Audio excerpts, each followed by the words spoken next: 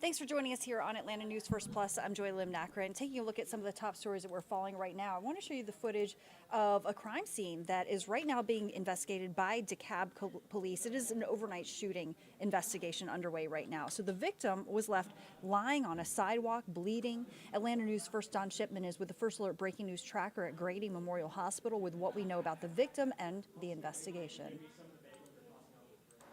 The victim was discovered near 2 gas stations, now rushed here to Grady Memorial Hospital. We're still waiting to hear back from DeKalb police on the condition of the male victim. Also, what may have led up to this shooting in the first place. But here's what we do know, and you can take a look at the scene right here. This right here at the intersection of Memorial Drive and Columbia Drive. 2 gas stations at that intersection, a BP and a Chevron. Both were taped off as both DeKalb and Avondale police processed the scene. Authorities telling us that a person was found lying on the sidewalk bleeding, suffering from a gunshot wound. And at one point, we saw at least 2 people in handcuffs, though we don't know at this point the extent of their possible involvement. And we also saw another person being held for questioning. To be clear though, DeKalb police, which is lead on this case, have yet to announce any arrests. Once we do hear back from DeKalb police, we'll pass that information along to you. Also, the condition of the victim here at Grady. We're at Grady Memorial Hospital. Don Shipman, Atlanta News First. And right now in Fulton County, some parents are fighting to save their child's school from closing. Officials say the lack of enrollment and the rising costs are making it a challenge to keep the doors open in Sandy Springs. Atlanta News First, Asia Wilson reports from Spalding Drive Elementary, one of the schools that's on the chopping block.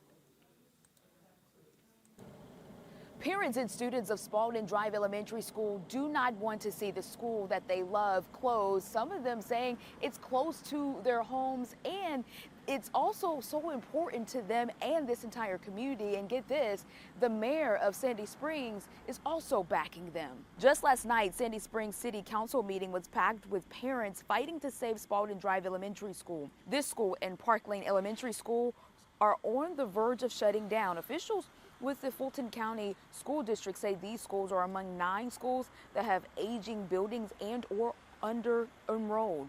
Sandy Springs Mayor Rusty Paul spoke out passionately at the meeting, disagreeing with the possible closure. One mom also saying when she told her children about their school being on the chopping block, they cried. Take a listen at what the mother and the mayor had to say. We have a lot of families who walk to school. We have a lot of different programs and different things that we offer to the community. They're making a business decision. Unfortunately, in that business decision, you extract the kids from that equation. And that should never be the case. Now, if Spalding Drive were to close, then students would move to a nearby school, but the decision isn't expected until early next year. Meanwhile, there is another community input meeting tonight at 6 at Woodland Elementary. In Fulton County, Asia Wilson, Atlanta News First. I'm on next to whenever I can tell Maria she can change it. All right, so also want to get to this situation in Decatur, a really good reason to slow down in the school speed zones because cameras are going to be activated in a couple of weeks in Decatur. So according to our news partners Decatur-ish, if you are caught speeding, citations begin in November. The school zones are Westchester Elementary School, Beacon Hill Middle, and Oakhurst Elementary as well, Claremont Elementary, and Winona Park Elementary School. So again, if you are traveling in Decatur, if you're traveling through speed zones, you just got to be extra careful that, you know, you really mind the speed limit for safety. And, you know, if you don't, there are repercussions because the cameras are going to be activated. Okay, let's talk about coffee, which is one of my favorite topics in the morning. All right, so First Alert meteorologist Courtney Jacobazzi, I mean, she's about to give you the forecast, but I know, do you drink coffee? Oh, please. I get up at like 2 o'clock in the morning. Of course, I drink coffee. Yeah, what am I talking about? I don't know how you couldn't. But anyway, the good news is a new very big study out of China finds that drinking moderate amounts of coffee and caffeine regularly is a good thing because it may help prevent numerous health issues, including type 2 diabetes, heart disease, stroke. After studying caffeine intake of over 500,000 people, researchers say those who drink an average of 3 cups a day seem to benefit the most. Huh. Now, okay, there What a has to be relief. probably a couple of spark notes about that.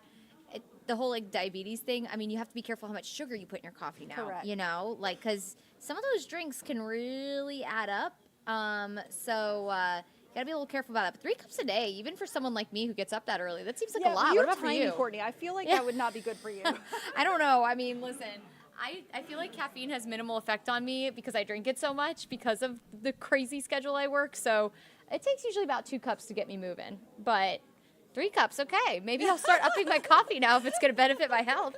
All right, let's talk about the forecast because we do have a chance for rain today, so we'll talk about that, of course.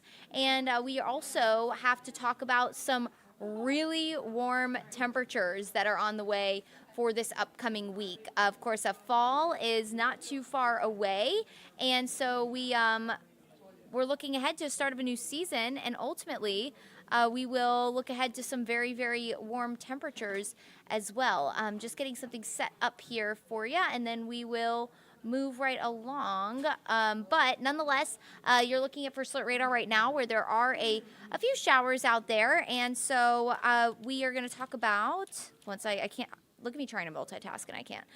But anyway, a couple of light showers out there right now. And we will talk about how that's going to impact the rest of your day as well as we go through your Wednesday. So yeah, let's chat about it. Hold on one sec. Please hold, guys.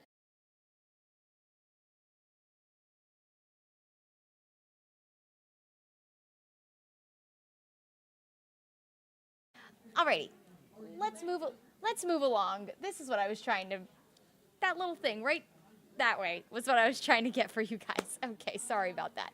All right, so First Alert Radar, a couple of showers, especially northeast of the city. So we're talking up towards Hall County, Jackson County, Banks County, Forsyth County, a couple of very light sprinkles over in Newton County, and that's basically what we're going to watch for today. Just a couple of light, quick passing sprinkles that are wrapping around that low that moved inland along the Carolina coast over the weekend. It's kind of falling apart, but as it's still situated to our north and is still at least spinning counterclockwise, we're going to get some of that remnant moisture from it. So notice as we go through the afternoon, just very isolated, quick passing showers. They'll all kind of generally move off to the southeast. Again, that low is spinning counterclockwise, so we'll kind of get the backside of that, the rain on the backside of that. So showers moving in from northwest to southeast around that low. Very isolated chance for rain today. Best chance for rain will be up in the mountains. They started seeing rain this morning, and you'll continue to see at least a chance for a passing shower throughout the day. Rain chance extremely low. Otherwise, mostly cloudy skies today. Temperatures, because of the mostly cloudy skies and that chance for some rain, will hold in the low 80s today. This is going to be one of the cooler days of the week. If you live from Towns, Union, Rabun County, all the way down to Gainesville, you'll only be in the upper 70s today, so a little cooler for you. Overnight tonight, lows will drop into the low to mid 60s, so just about average. It'll be a comfortable start to the day tomorrow. And then as we head through the rest of the week, look at how temperatures soar. Mid 80s Thursday, and then we are going to be near 90 degrees throughout the weekend, and we do have a forecast high of 90 degrees on Sunday. So Sunday, the official start of fall. It is not going to feel fall-like, but we've been kind of talking about it through the morning. It's pool weather. The pools are still open. Why not just go hang out at the pool while you can? Get another pool weekend in because temperatures are going to start to fall as we go through the next several months. This will more than likely be our last 90-degree stretch that we'll have, or at least near 90-degree stretch. Our temperatures do look to stay warm next week, but it looks like the warmest weather is going to be on the way this weekend. Now, again, enjoy it while it lasts if you're a warm weather lover, because watch how our average highs kind of drop as we go through the next several months. Within just a month, we're going to have an average high of 75 degrees. Now, it doesn't mean that we're going to be near 75 degrees. Our temperatures always will kind of go up and down compared to the average, but that just shows you that our temperatures really do start to fall, especially as we head into October. And then November 1st, our average high goes below 70 degrees. So the cooler and more comfortable air is around the corner, at least when it starts to settle in. That stage of the year is around the corner, but in the meantime, it is going to be very hot as we round out the last few days of summer and head into fall. Summer's just trying to give us one more good punch before it ends. So let's talk about the tropics because they are heating up as well. National Hurricane Center, of course, forecasting an overactive season. It's been pretty slow, but I will say, looking long range and through our models, it really does look like activity is starting to pick up both in the Atlantic and then potentially even in the Caribbean and Gulf. So here's a look at the latest from the National Hurricane Center. We have one little wave that's pushing off the coast of Africa, has about a 60% chance of development. That's just going to float north, not going to bother us. That'll be an ocean dweller storm. We're not going to worry about it. If it gets a name, we'll let you know, but it's not going to bother us, which are our favorite kinds of storms. Now, what you're seeing here, this hasn't developed yet. Right now we have a trough, which is essentially just a piece of energy that is sitting south of Florida. And sometimes, especially down in the Caribbean, when those sit, they can kind of start to create their own lows along them. So these troughs are an area of lower pressure, and that allows for rising motion in the atmosphere, which ultimately helps promote thunderstorm activity. But also right here, you're going to start to have the ability of that wind shear, which will start to help kind of rotate everything in. So again, we're going to be watching south of Cuba next week. Models are hinting at the potential for a hurricane in the Gulf next week by Wednesday or Thursday. Where this is going to go, there's still a lot of question marks on that. Essentially, what is going to be happening is we are going to have this developing. When, we don't exactly know, but definitely something we'll be watching and have more information on in the coming days. But there's also going to be a cold front moving into the southeast. So if this system develops at the same time as that cold front can kind of push it south, maybe kind of steer it more towards the Yucatan Peninsula. That's an option. But if this develops quicker than that cold front and that front doesn't come and push it out, there is the potential that this does head towards the Panhandle and then maybe even into Georgia. So there is the potential for a tropical system. What strength, we don't know, but there is the potential for a tropical system moving into the Gulf that could impact the Gulf Coast at some point next week. There are a lot of question marks with this. This hasn't even developed yet, so there's going to be a lot more questions than answers right now.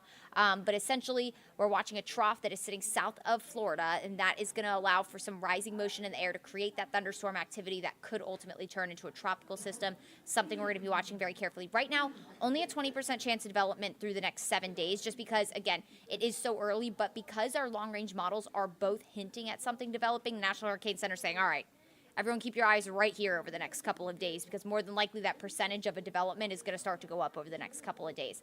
So here's a look at your first alert 7-day forecast. About 30% coverage of showers today. Very spotty, very quick passing, mostly light showers for you. Otherwise, mostly cloudy, low 80s. We'll wake up in the mid-60s tomorrow, so a pretty comfortable start. And then we'll be in the mid-80s tomorrow, and then it's only up from there temperature-wise through the weekend. We'll be closer to 90 degrees. In fact, a high of 90 on Sunday. That is not the record. The record for Sunday is 95 degrees, set back in 1940. So it has been hotter for the start of fall. And even looking last year, we were at 86 to start fall. So it was a pretty warm one last year, too. And then as we head into Monday, maybe a stray shower. Tuesday, we'll be back in the low 80s. And at that point, we will be watching the tropics very carefully, as we probably at that point will have more information on exactly what's going to happen and where any potential storm will go. So while you don't need to pay attention to the forecast much this week because it's just going to be hot, we don't really have much impactful weather. Next week, it definitely looks like, and really through the week and into the weekend, you want to be paying attention to the forecast, not necessarily because of what's happening right now, but because of what could be happening by the end of next week. So something to note and something to pay attention to. All right, everyone, thanks so much for spending some time with us this morning for all your news and weather. We'll continue to update you on the forecast and your news throughout the day right here on Atlanta News First Plus. Hope you make it a good one.